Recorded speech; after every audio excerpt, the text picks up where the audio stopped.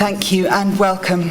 Well, I'm extremely honoured to be sitting in between two of my favourite writers, two absolutely wonderful writers, Byatt and Cees Nooteboom.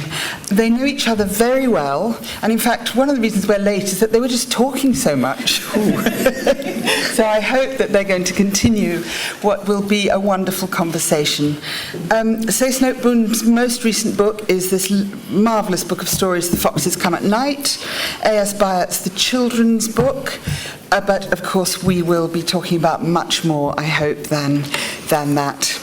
And without any more ado, I think I will just start, really, by perhaps asking Cees about his new stories and a particular theme that is undeniably and very powerfully present in each one of these extraordinary stories is death. It's very much about what happens to us at the end of our lives and how we feel about what happens to people we love and people we remember. So death and memory. I'm going to start you off with the big stuff.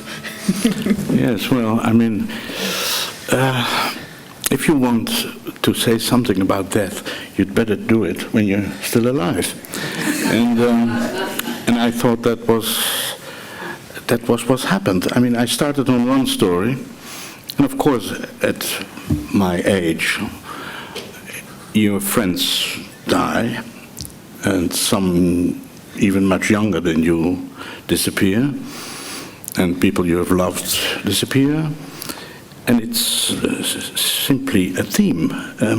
You have to deal with it, and you have to get some clarity about a few things. And then these stories seemed, I didn't do it on purpose, but they are, indeed I saw afterwards, as so often, like somebody at my Dutch publishing house said, well, in a way it is like a novel, because it's one theme. And it's true. And then I, of course, started to be afraid that it would be monotonous, but I don't think it is, I hope. Well, I thought it was very far from monotonous. And although it may sound gloomy to say that the prevailing theme in all these stories is death, it's the vivid life of the narrators and those who are remembering that makes the stories so vividly alive. And I suppose in a way your subject is that when you're thinking about the sadness of death, it makes you feel alive more than otherwise. Antonia, is that something that you've that's fueled your writing?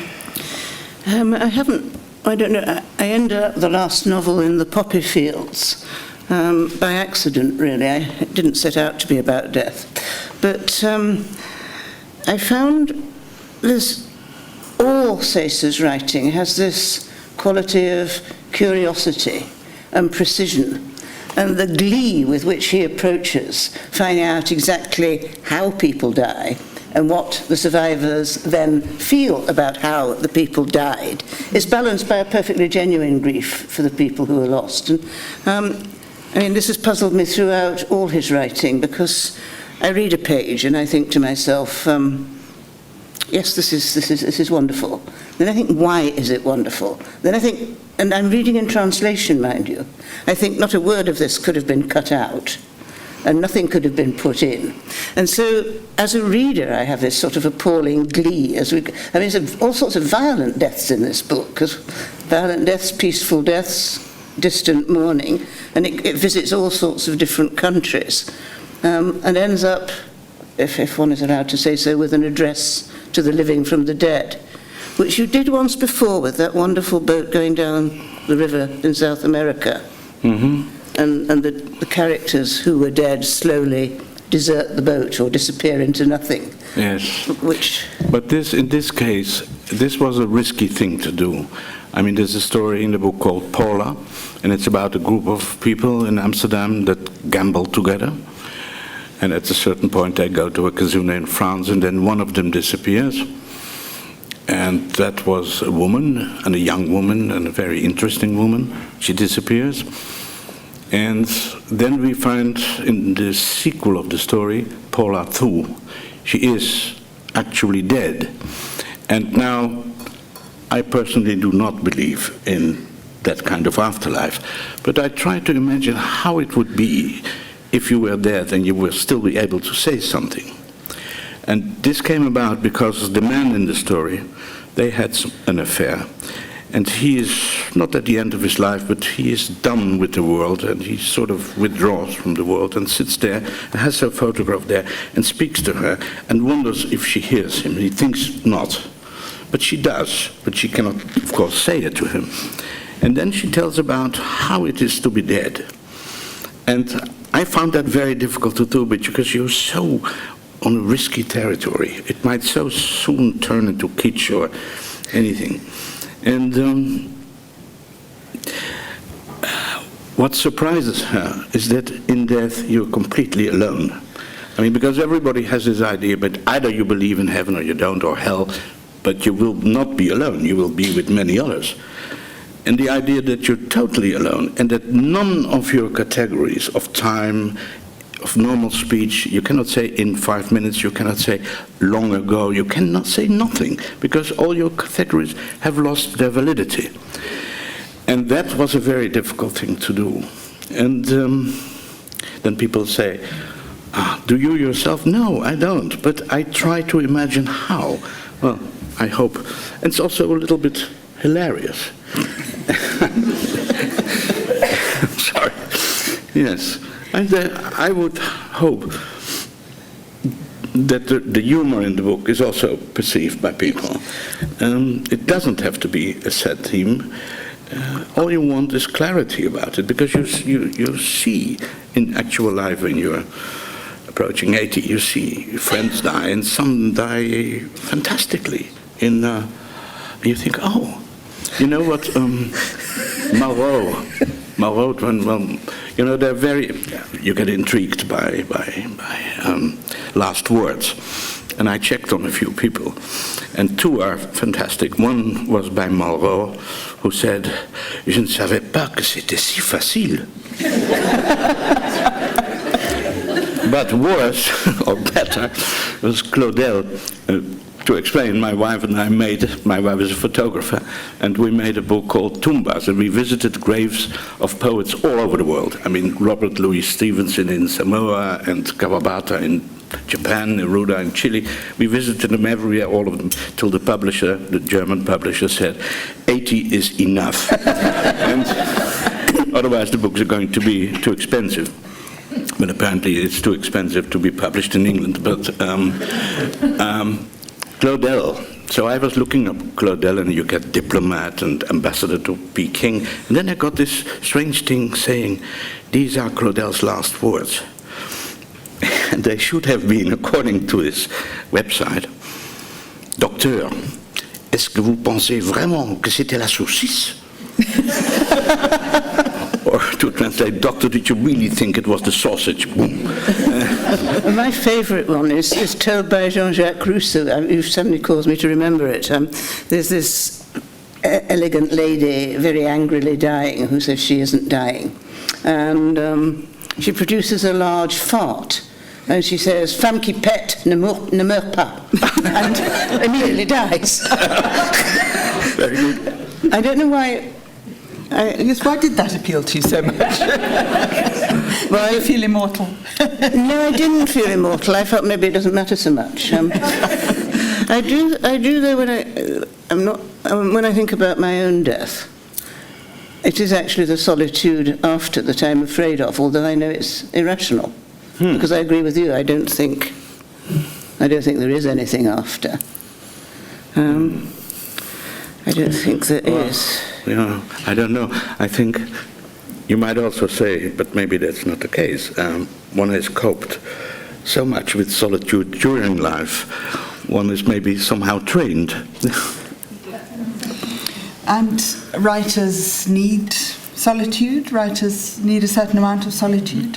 Perhaps it's perhaps that's the thing that makes you both able to write as you do. And I've spent the whole of my life fighting for rather short periods of solitude. And one of my recent friends is a Dane called Morten Kringelbach. And Morten studies the nature of happiness. He's a professor of psychiatry in Aarhus and in Oxford.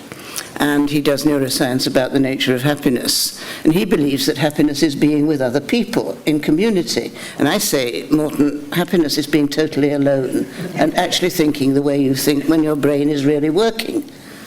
And he obviously must do that because he's appallingly clever, but he can't see it. He sort of looks at me and I look at him, and we go on our own ways. Happiness being subjective. Can we talk a little bit about the short story form? Antonia, of course, you've written wonderful short stories as well as long novels, and it seems to me a form that's in very, very good health at the moment. There's a lot of wonderful stories being written. It had a bad time for a decade or so, I think, the short story form. A lot of the places where writers publish short stories, some of the good magazines and so on, were suddenly not available. It was certainly true in the English-speaking world. I don't know if it was your experience as well, Cees. Yeah. Suddenly, it sort of seems to have a great resurgence. There's wonderful books of short stories being published, and some of the periodicals are going back to publishing them. It's in good health. Tell me talk to each other rather about the why you would choose the short form, how this book is in a sense almost linked by its themes. Is it a very different experience for you? Well, the story of my very first short story is apposite. Is it precisely apposite at this moment? Because, it began with an experience that was rather like Henry James's Venetian novel. I lose names these days. Wings of the Dove. The Wings of the Dove. I went to see a surgeon, and I was sort of laughing at him, and he said, "You will come into hospital. I need to do an operation." And I said, "Well, I can come. I can't come before September." And he said, "You will come next week." And I walked out onto his front doorstep, and I thought, he's telling me I'm dying. Which he was, in fact, because I then said, what is it? And he told me. Anyone here can see I'm not dead. So the story didn't end like that. But the next thought I had was, I had better learn to write something short. Because I had been writing very long things, because actually those are easier to write. If you're sort of surrounded by small children and problems and teaching, you can keep a long thread going, easier than finishing a short story. So then I walked along the street, and there were a lot of placards saying famous writer dead. So I bought the Evening Standard, and it was the day that E.M. Forster died, who of course was a great short story writer. So I walked into the London Library and started writing a short story called On the Day That E.M. Forster Died, which was my first short story, and is a largely entirely true story, and anybody can see reading it that it's actually a story written by somebody whose natural genre is the long novel. After that, I got better at it because I got really excited by being able to see the end when you're at the beginning, which is somehow, it makes you slightly drunk with pleasure, and so I enjoy writing short stories. Drunk with pleasure? Yes. Often? And most days? Well, you see, at least if you write a longer novel, I don't write novels as long as Antonia's, but there's a greater pleasure, I would say, writing a novel, because you're with your figures for a longer time. And you don't have, with a short story, what I have with a novel, let's say, and my novels are not long, this terrible feeling that they have left you. Short story, you don't have it as much as that.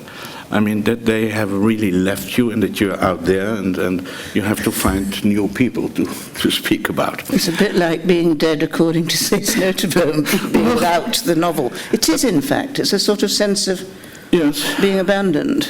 And I wrote one story. In the following story, there is the moment where the writer is sitting with his manuscript and the people in it at his desk in a hotel in Rome, and then somebody phones and wants that story, and for a reason it's too long now to explain, he thinks he's not going to give that story, it's for a certain price, and he destroys the manuscript there and then. And then in the next chapter of the book, the protagonists go on living, you know. So that may have been an unconscious idea to have them still around you. But in the book, there is this thing about plot, which I'm interested in, that if somebody drinks himself to death, as Heinz does in that story, and then you know, does this story have a plot? No, there is no plot. The plot is that he will die at the end. But that's not the plot. That's drama, and because it's real.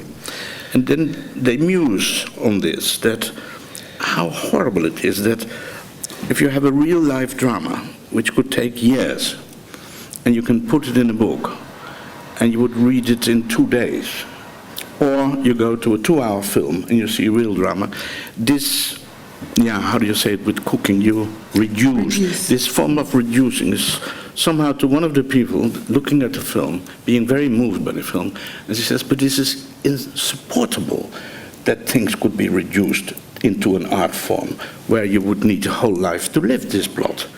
Like somebody who drinks for 20 years, and in the end, of course, alcohol will get him. And is that a plot, or is that life? That's life. Yes, but when you put it in a story, it suddenly looks like a plot. Yes, it does. I'm distracted by your reference to the cinema, because I can never believe it in the cinema when people fall in love with each other, because they do it so fast and they're at the next stage on the next shot, and actually it might have taken them months or years to get to the next stage. It does terribly compress, and it isn't a question of art. It's often a question of narrative incompetence, I think. What I find about the short story is that I don't think I almost ever love the people. I don't write my short stories for the people, I write them for the language. And I used to, a long time ago, to say writing a short story is closer to writing a poem than to writing a novel. But you are also a poet. But if you get a word or a sentence wrong in a short story, you somehow destroyed the whole fabric. Whereas, actually, if you write great long novels like me, you know you will be skipped. I always tell my readers they have an absolute right to skip anything. And I rather hope they will come back and read that bit next time and skip some other bit, if they come back at all. But with a short story, if you write something skippable, you've killed the reader. The reader wanders off. And in the period we were talking about when short stories were sort of dying, it was a sense of them all being the same that made me stop reading them, a sense that I knew what sort of story they were quite early on. And in a sense I didn't need to finish them because there would be an epiphany. I hate the word epiphany. I think creative writing classes are still teaching people that short stories require an epiphany. And as Cees has just said about somebody dying of alcoholism, an epiphany is not what you're going to get. No. I judged the Sunday Times Short Story Prize this year and last year. And the variety of stories we got in this year was considerably greater than last year, and last year was considerably greater, I think, than we expected. And they were also, the other good thing about them was that they had twists in the plot, because I forget who it was that said, a short story can only have one idea. That's rubbish. They can go round corners and sideways and. But the idea of the reader skipping, I'd rather skip for him. You'd rather skip? For him or her. I mean, I don't want them to skip something. But they will. I avoid. As I told you before, I told you this anecdote that once I was befriended Mary McCarthy, and she knew a few Dutch writers, and I was complaining because for long years I didn't write any novel. And I traveled instead and wrote travel books. But then I would say to her, now listen, Mulisch has published a 600-page novel, and Hugo Claus has published an 800-page novel. And then Mary would look at me and say, Cees, you stay small. somehow this has always remained there, and I think the only long novel that I've written is the novel that sort of prescribed itself to be long, which is about the situation in '89 in Germany, in Berlin. But for the rest, I'd rather avoid the pieces that somebody would skip. Of course, you leave the reader, in that case, much more freedom, which they seem to appreciate, but I would like to take that away from them. Well, I think you do take it away from them. I don't think I've ever, unless I was falling asleep very, very late at night, I don't think I've ever skipped anything you've written. On the other hand, skipping is so natural to human beings. It's not that I think that I write unnecessary stuff. I get very, very angry if editors try to cut out things out of my books, because they are very carefully planned in, and they relate to various other bits of the book. And if you take that bit out, and my usual analogy is a piece of knitting, you cut that stitch out and you think you don't need it, and you find the whole thing just shriveling apart in all directions. But I don't know, if you write a sort of 400 or 500 page book, people are either going to read it so slowly that they've forgotten quite long chunks, or they're going to read it so fast that they skip. And the thing you really most secretly hope for is that they will reread it. And the letters I most love from readers are those who say, when I finished it, I just picked it up and started again. And if anybody does that, you feel sort of totally happy. One said, I dropped it in the bath and was unable to continue. Well, I would think, forced the reader to do just that, because the last phrase of that short book was, and then I told her the following story. And then you have to start all over again, because the following story is what you have just read. So I made the book circular, and, well, you hope it works, that kind of thing. So it's never ending, you can never stop. Yes, that would be the ideal thing. There's another of the many things that unite your works, or that you have in common, is that you're both very, very interested in and attuned to the visual arts. And Cees, I know, has just produced a beautiful book on Zurbarán, and Antonia, of course, has written brilliantly about Matisse, among other painters, and about colour, and about the actual way in which people see art. Is it something that runs through all your work, or is it something that do you feel that when you're writing about a painter that's something rather separate and more critical, or is it something that informs all of it? Yeah. I'm not sure I've ever written about a painter, maybe in one of my first books, but no, I keep these things, I would say, apart. To write about Zurbarán, because part of my life is Spain, and I wrote a book on Spain and Spanish art, and Zurbarán is one of my strange heroes. He's a mystic to me, and these images are so strong, and I've been following Zurbarán in Spain, in Seville, and in Guadalupe, and everywhere where he is. But then there was this exhibition here in London, The Sacred Made Real. And there were only a few Zurbaráns, but they had a connection with sculpture of the same period, with the things you have seen in the Sculpture Museum in Valladolid. I couldn't escape writing a long essay on it, and the Germans made it into, I think, beautiful book.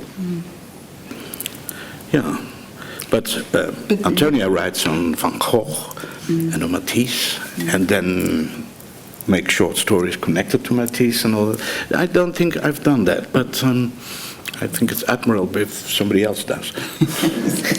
It was my French translator who noticed that there was Matisse in a lot of the short stories.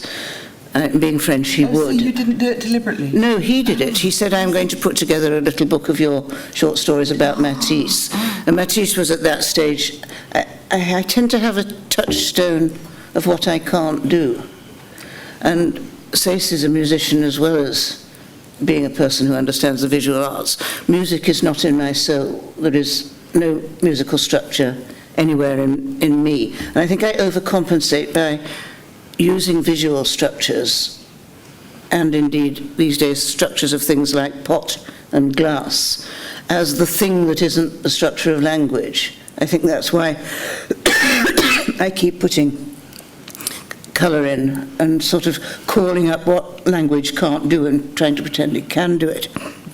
Well, that was a very clever thing for an editor to do. It's very rare that one hears such very smart. It's a No, he was a translator. Oh, he was a translator. And my editor in England was very angry. And in fact, she was Carmen Khalil. I'm so sorry about this. Enough to make anyone cough. It may go on for another half hour. Yes. Something is stuck. I can whisper. Well, tell us a little more about your life in Spain and elsewhere. I think it's the island of Menorca, isn't it? And we have it in common. Yes. Because we've even met there. But there are a lot of islands in your work. Oh, and the first story is Venice, which of course is a very special sort of island. But islands are a theme in your new book, I think. Not particularly? No, I wouldn't say so, but I also, for reasons of fear, I have transported some of the stories from, some things have to do with real life, and then you better not leave the island intact in the book. You transport the island to Italy, where the people won't recognize themselves. Because islands are by definition insular. Yes, and the people on them are also very insular. And but there is a sort of spirit between or under expatriates on islands, because then there is the literal isolation. After all, island in Italian means isolated, isola, and so there is a concentration of humanity on those places. These people have quite often something in common. They are in a sort of extraordinary situation. Not being in their homeland, for example, because I didn't write about Spanish people, I write about expatriates, be they Dutch or English. And that could be as well in Sardinia, as in Menorca, as in Mallorca, or any other island. But Spanish life, you see, when I say Spain, Spain for me is Castilla and is Aragon. That is the Spanish mainland. So I've chosen to live far away from what I really think is Spain. So the island's not Spanish. They don't even speak Spanish. They speak a form of Catalan, which is called Menorcan or Menorquian. So in that sense, I am technically in Spain, but I'm not from here. I'm not in Spain. Spain is in the heartland, the Meseta, and Spanish artists there, and not on the islands. That's just isolation looked for in able to be able to walk, and it works. Tell about, I'm still going to cough, In the Dutch Mountains. Tell where the Dutch mountains are. There's a wonderful book he wrote called In the Dutch Mountains. It's no longer in print in this beautiful country. We will do something about that. It's one of my favorite books, I must admit. It's one of mine too. The idea, the freedom that a writer has is to give mountains to a country that doesn't have them, and then to make that plausible. And I don't know if I ever told you, but a German friend of mine, when that book was just out, it came out in England, I don't know, 25 years ago, 30 years ago, and got a beautiful review by Bernard Levin. And so this German friend went to the bookshop, Harrods. He should have gone to the London book review, because there they would have known. But at Harrods, the man didn't know, and he said, no, I haven't heard about this book. And this German insisted, and Germans often do not know the difference between a review and criticism of critics. So I said, yes, but this book got a beautiful critic. And of course the man didn't understand him, and became rather impatient because he was insisting. He wanted to have that book. And they said, we don't have it. And when he insisted, the man said, well, you go and look under mountaineering. So, and then I thought, I've really succeeded. You know? I've done it. I've given Holland mountains, and it will be on the mountaineering at Harrods. But it was great fun, because I wanted, like all Dutchmen, of course, you know, it's a small country, though we have many people. Far too many. And I wanted to make the country bigger. And there's one province hanging out, which is called Limburg. And I stretched it over the Alps and made Holland have the whole of the Balkan. And with, of course, lots and lots of mountains in it. And in order to stress the fact that they would speak a more or less different dialect down there, I had introduced at certain little strategic points medieval Dutch, only in such a conjunction that people would immediately understand what I meant. And then my fabulous English translator, who died young, she was a teacher of Chaucer, and so she found fantastic equivalents, so it worked perfectly. And then the book was translated in Spanish by a friend of mine, a philosopher who had a great command of Dutch. He was in exile under Franco, and being in Holland, he acquired Dutch, and he could translate books. But he was ready quite soon, and I was astonished, and I said, well, Felipe, what did you do with the medieval words? And he said, what medieval words? And so these are risky things, but apparently I had placed them in such a way that he had guessed the meaning and thought that that was it, but it wasn't. Well, I must say, my hat's off to the translator of this book. Yes, it's the most beautiful translation, because not only do you forget from the first sentence that it is a translation, but as you say, it is. There's not a word out of place. It's marvelous. She's really very good, and I'm lucky with my translators, and I'm lucky with my publisher, because the publisher, Mr. MacLehose, then comes. In this case, he came to Germany, and then we go through it, and he wants to know what is really there, and then you try to explain. Languages are complicated, but you try to explain, and even at some point looked at the French translation in order to, because he has French and no Dutch, and you can explain an expression, but it has to be precise, and I think, but she delivered the basis of it, and it's very, very good indeed, and she takes great trouble. Yes, it's beautifully done. In a minute, we'll take some questions from the audience, but can I first ask you both what you're working on now? If you don't mind being asked that. Long or short? Give us a clue. Oh, incredibly long. Okay. There are some short ones, like sort of planets going around the sun. I've got several short ones, and I've got half of one that I've got half a long short story that I can't think how to end, and I've had it about 2 or 3 years now. It's about a monk in Intuiting, Beck, a 12th century monk who finds himself in an apartment in Intuiting, Beck, and he's not visible, and he can't stand the geometry of these cubes of metal, meaning the refrigerator, and the instrument of torture, meaning the tin opener. And he's very baffled about how he should have got there, and I can't get him out, but I will. Other than that, I'm writing a very long novel.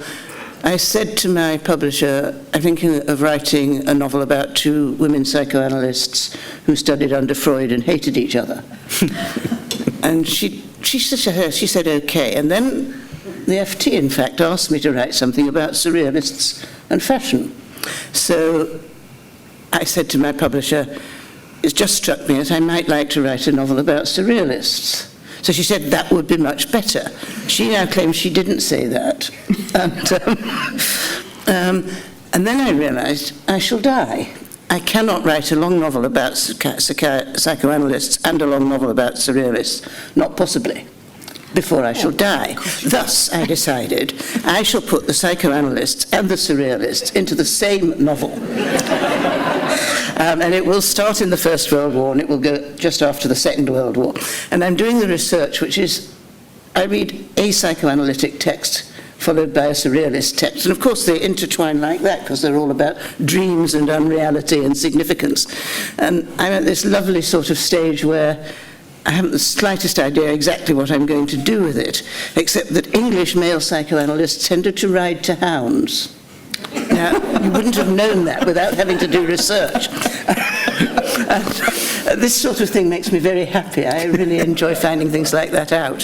So I need now to put some hounds in somewhere. So, on the whole, if I had enough solitude and could solve the problem of my correspondence on my desk, I'm really quite happy.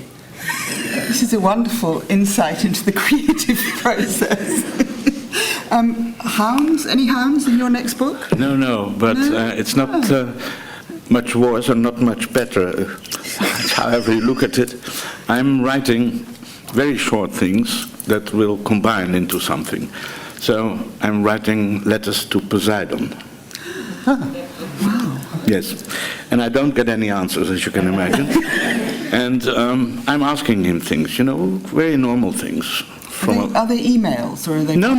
They're letters.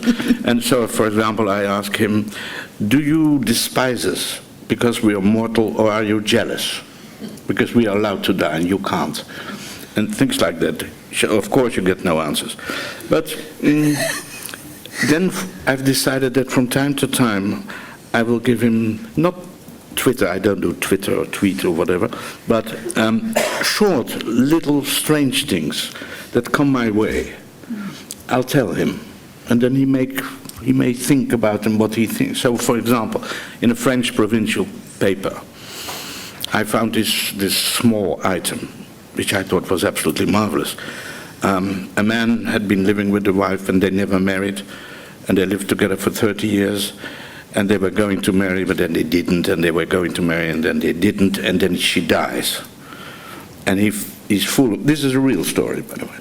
So he's full of sorrow and regrets, and he goes to the mayor of this small French provincial town, and he says, "Can we do something about it?" I have to stress this is a real story. So the mayor says, "Yes, we can. You can bring something of her." What, marry her dress or marry her shoe? He marries her hat. He marries her hat. Okay. It has happened. Yeah. And then, but the strange coincidence that you always, we are very lucky sometimes, then you read something, just a little remark, Gerhard Scholem, who said that in a hat there is the head. And so it makes sense. So there he married a hat. And it really has happened. He went to how do you call it, the register? Or the registrar. Yes, well, so I'm telling Poseidon from time to time, so about 3 or 4 items like that, and then I come back with a real letter and ask him other things about where he came from, and for example, I'm trying to explain to him God. He is a God, but he's not God, though he is God. And I'm asking him how he feels about not being immortal in his back, if you see what I mean. He's only immortal this way. He will live forever. He's immortal, he's God. But he's not, he's born. So he was born. So he's not immortal all the way back. Okay. So, well, these are questions. These are big questions. I wanted to ask about the festival, the Dedica Festival that Cees attended in Italy. Well, that was a very nice festival, I can tell you. You can make an author very happy by dedicating 2 weeks to him. And to tell you the truth, I had never heard about this, and then they told me that Paul Auster had done this, and I thought, well, because I'd never heard about the town either. So the town is called Pordenone, and it's about an hour from Venice. And a small industrial town, and I said, but what do they do? Well, the whole town will be reading your books, more or less. And I must say, then I called a German author that I know, Hans Magnus Enzensberger, but they had told me that he had done it. And I asked him, I said, well, Hans Magnus, what is this? And he said, you must do it. You go in the beginning, then you go away, and you come back towards the end. But it's true, there will be, every night there will be something. And so somebody, my book, Roads to Santiago. Some man made a musical program about it. Another evening they read poetry. And my novels have been translated in Italian. Some of my novels that are not in print in this country are in print in Italian, and like in the Dutch mountains. And so it was a great fiesta, the whole of it. And you feel flattered and you're happy, and the people were happy. It's a small town, but they were there.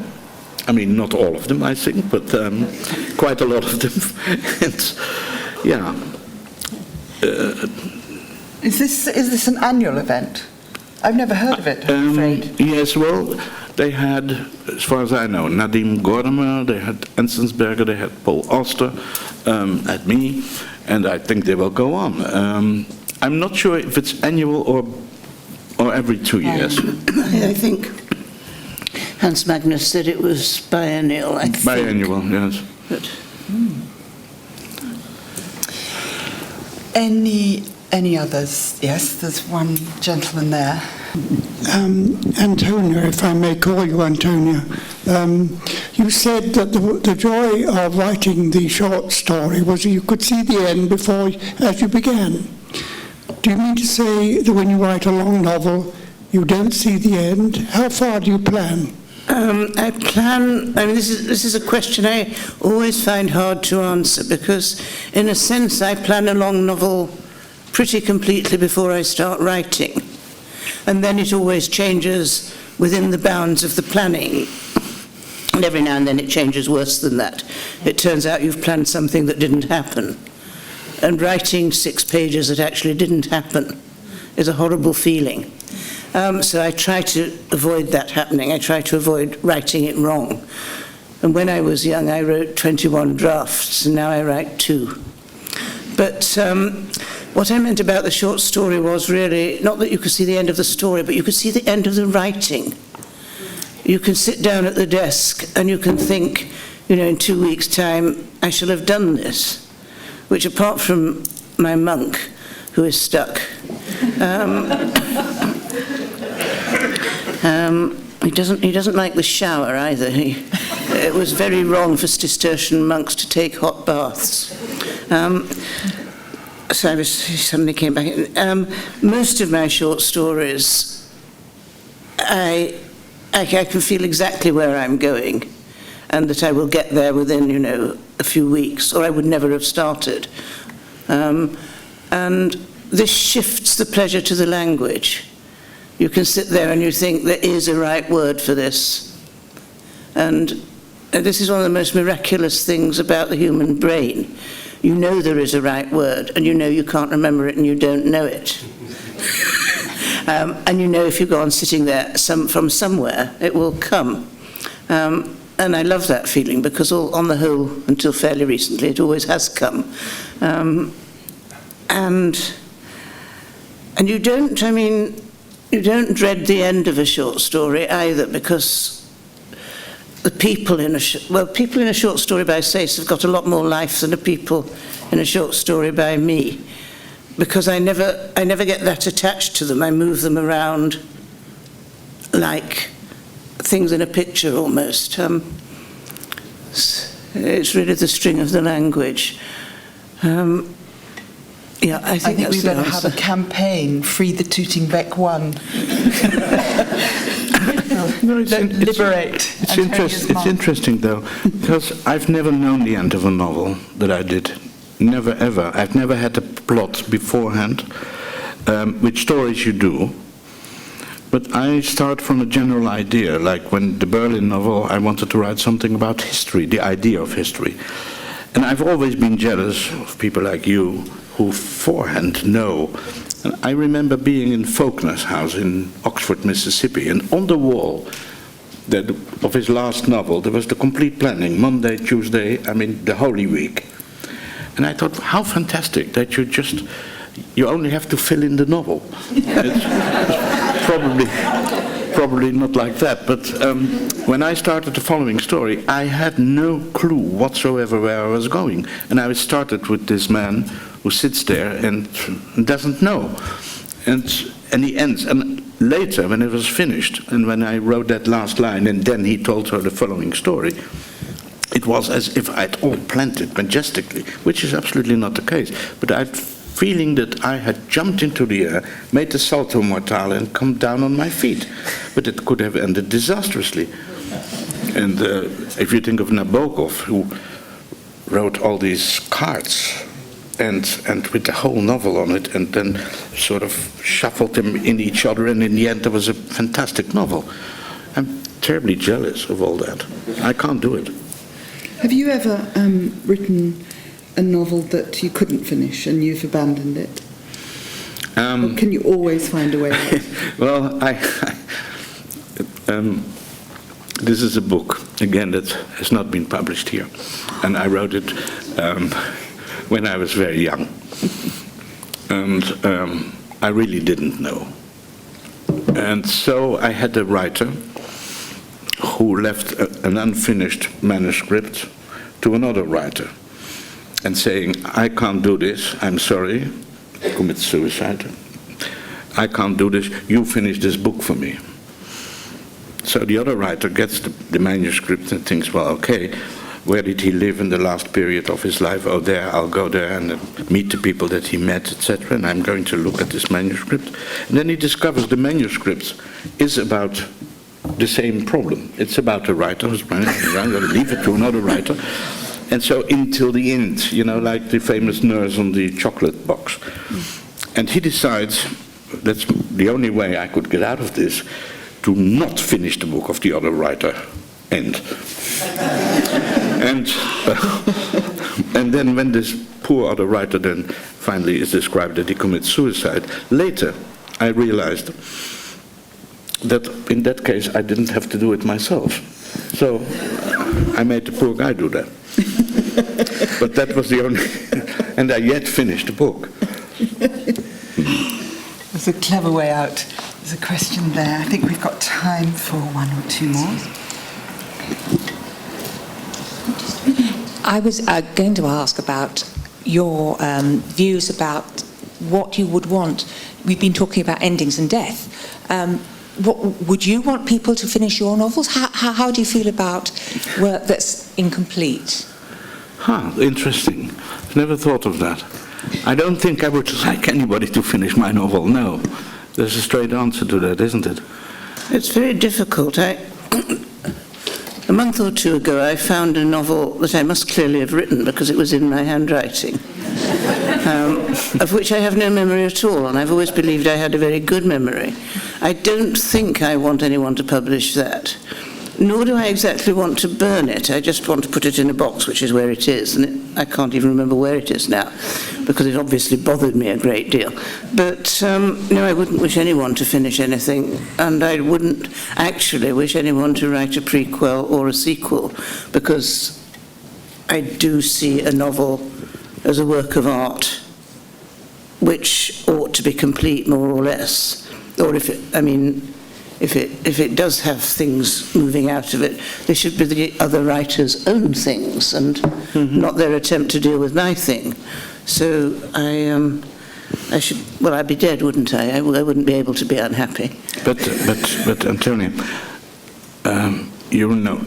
Nabokov had said that the last thing he was working on should not be published, and yet his son has published it. What do you think of that?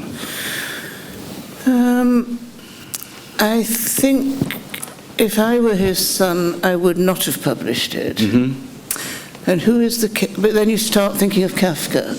I mean, you always come to Kafka. He said, burn everything. Mm-hmm. And, I mean, I am profoundly grateful everything was not burnt. Yes, but the Kafka things that were, thank God, not burned were complete, quite a lot of them. And this Nabokov book, by his own judgment, was not at all finished and therefore should not be published.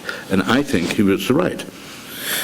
Well, I would I don't know about right and wrong, but I certainly feel with Nabokov, and if he was my father, I wouldn't publish his book, unless I found it 200% fascinating and felt that it was terrible to close people like you and me off from this book. I mean, there might be a case when it was what there was wonderful and somehow was finished because he hadn't finished it. I don't think I have an absolute principle about No, this. but there were fragments, you see, the way he worked. So his cards were there.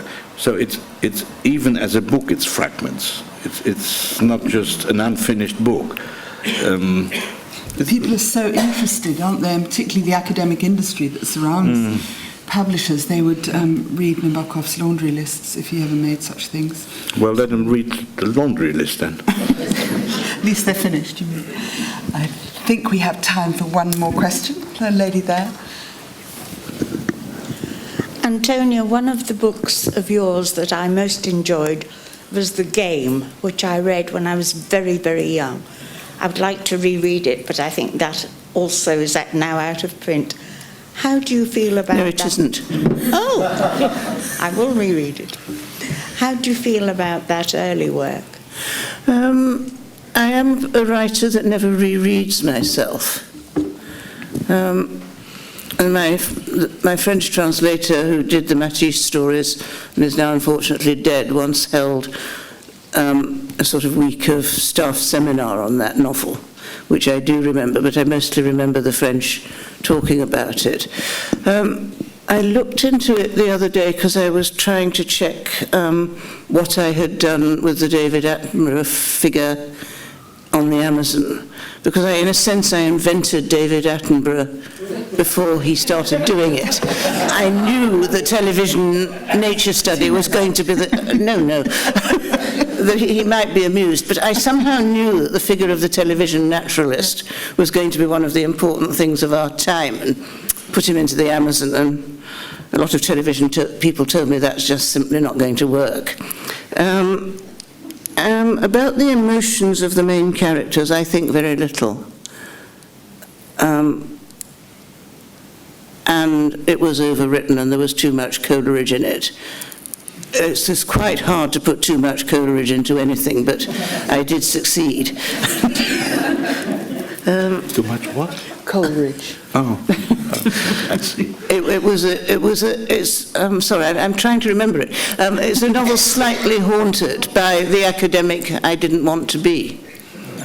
I wanted to be a novelist, but at the time I wrote it, I was an academic who was afraid that I was an academic and not ever going to be a novelist, because Dame Helen Gardner had told me that every young girl who was doing research in English wants to write a novel, and none of them can, she said very kindly. Anyway, I don't know if it stands up. You will have to see. So, do you reread your earlier books? Not the earlier books, but of course you're forced to reread when a book is translated. If it's been translated in a language that you know, you want to check the translation, and then you're forced to read your former self. What I do sometimes, and I think it's totally ridiculous, if a book is just out, I keep reading it for about a week. And reading, finding, to the distress of my publisher, little typos and things like that. But it's also, I've realized, a sort of study, because in Germany, for example, my German translations, they are very good too, like this one. And you do a lot of evenings reading from novels. This is a German tradition. You know? And so you have to read it several times in order to be right on when you read in public from it, and then you leave it, and then it's really gone. It's sad, but it's so. One of the odd things, in fact, about doing, as writers now do more and more publicity tours and book tours, and I go sort of reading in America, I go around the United States. You are reading from a book that you've finished at exactly the moment when you should not be looking at it at all. You should be thinking about the next one. And this is a huge disruption to the writing life, even if it's very nice meeting all the interesting people in America. It's quite distressing to have to keep thinking about a book when you should be clearing your brain cells out so you can put another one in. Because the mind is not infinitely elastic. And you've concentrated like that on that book. And it has to be gone. Or you can't really solve it. I think I've lost a lot of my life talking about the book I've finished and therefore not thinking about the book I should be writing. But then on the other hand, there are writers who have written far, far too many books. And I don't think I would have been one of those because I go so slowly. But do you find that a problem? We're the lucky recipients of the fact that you do this. Yeah, I'm not so sure. I love reading to a public because you really see what you've done. I don't mean forever, not 30 times or so, but like yesterday I had, or the day before, the BBC interview, and they asked me to read a little piece which was about 20 lines, and I got stuck on the last line, and I immediately saw why, and I changed the order, and then it was good, and they said so, and that wouldn't have happened if they hadn't forced me to read that particular passage. And this doesn't go on forever, but the reading of what you have done, let's say a year ago, and you go around reading in another language, you still learn, I would feel. No, I learn particularly from reading aloud. You can tell the dead sentences, and every now and then there's a sentence that I started by saying I don't like being edited, but there are sentences that ought to go, and you can hear the audience feeling that's not a good sentence. Mm-hmm. We don't need that sentence, and so then I take them out for the next reading. And so self-editing. I'm so sorry, but I think that our time is up. It would be wonderful to go on, and thank you both for your time and for sharing so generously about everything that you are thinking and writing, and wonderful insights into the creative process and the life of the writer that has to revisit their own work, but we're the lucky recipients of that. Thank you very much, Antonia and Grace. Thank you.